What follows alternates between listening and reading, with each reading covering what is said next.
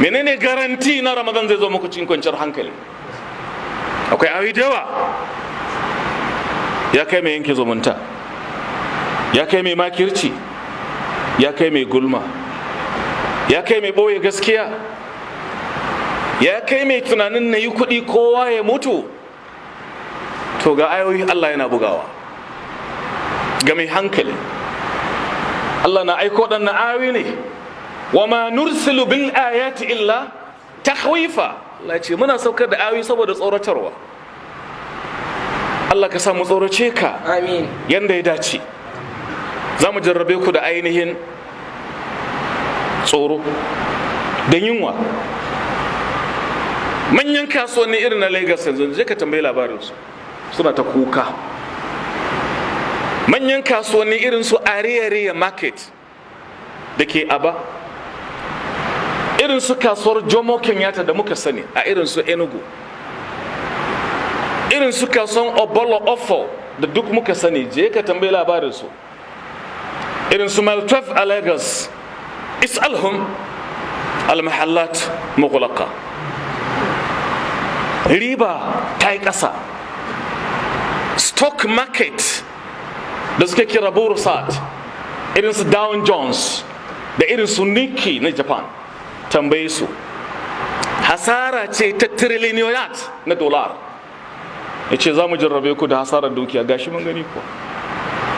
Da hasarar rayuka, je ka tambaye kasar Italiya, tambaye kasar Spain, tambaye kasar China, Wuhan, yankin Hubei, tambayi kan wa'uwar game Amerika mai ke faru a New York yanzu haka misali. To mu sai muka samu karancin haka in ka kamanta.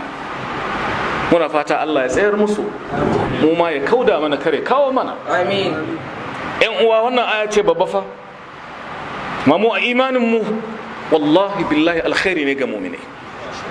Tunanin mu kenan. Amma akul kai wasa da mahaliccinka. Ibn al-Qayyim cikin littafin da muka ambata,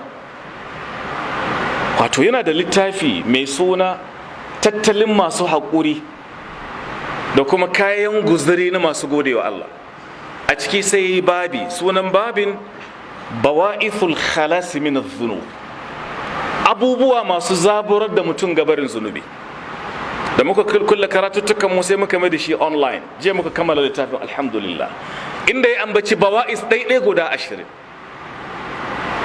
Ciki malam ke cewa mutum ne yake da wato ƙoramar da ke ba ƙasarsa ta shuka ta noma ruwa.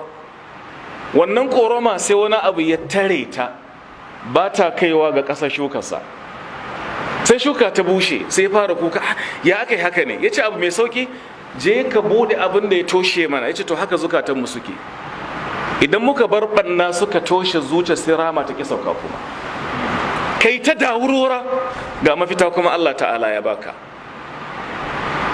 To kenan ga masifar ga magani. Sai yayi kama da faɗin mai magana, wa min al-ajaibi wal ajaibu jammatun qurbu ad-dawa'i wa ma ilayhi wusulu kal isi fil bayda'i yaqtuluha adh-dhama wal ma'u fawqa dhuhuriha mahmulu. Raƙumin sahara ga ruwa a bayan shi amma kishi zai kashe shi. Allah ce za mu jarrabe ku da kaza da kaza, har da hasarar rai, an mutu, da hasarar amfanin gona an yi hasara, amma yi bishara ga masu haƙuri su ne suwa. Ya ce waɗanda in masifa kowace iri ta same su sai su ce inna lillahi wa inna ilaihi raji'un. Bisa la'akari da yanayin lokaci, huɗubar mu takaitacciya ce.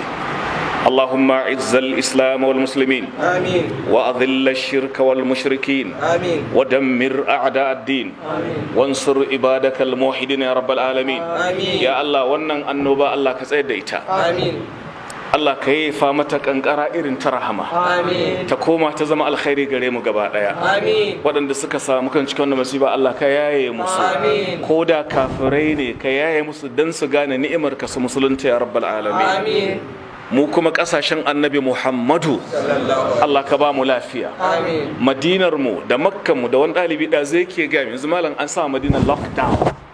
Madina ba shiga ba fita a yanzu. Na kira shi ɗazu a waya ce malam halin da muke cikin yanzu a gama cikin gida.